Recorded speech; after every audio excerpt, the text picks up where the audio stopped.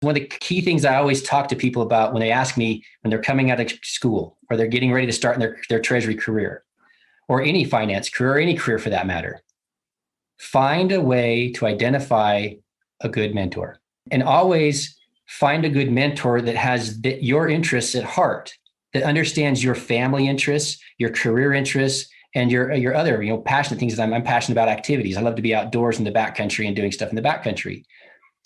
When you have a mentor that understands those things about you, they can really do a lot to guide you.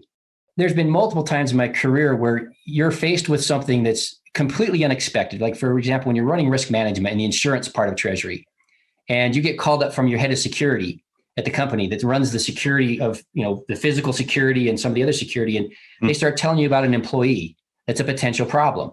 And it's such a problem that it's a potential liability for the company. We need to inform our insurance providers about it.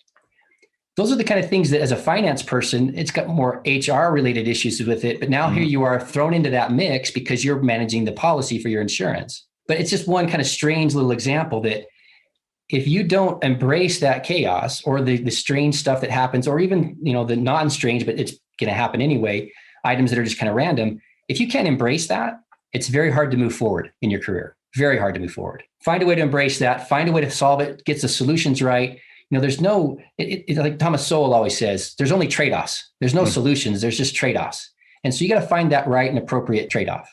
So one of my things that I always like to say to people, if you really work hard and you put your head down and you learn things and you do things that are difficult and you embrace those difficulties in a way that others can't, and you provide those solutions and alternatives that others don't, or they actually even ignore the idea because it's so difficult. If you have the ability to take that difficult concept, create an alternative or a solution to make it work, you get recognized. You become a trusted advisor.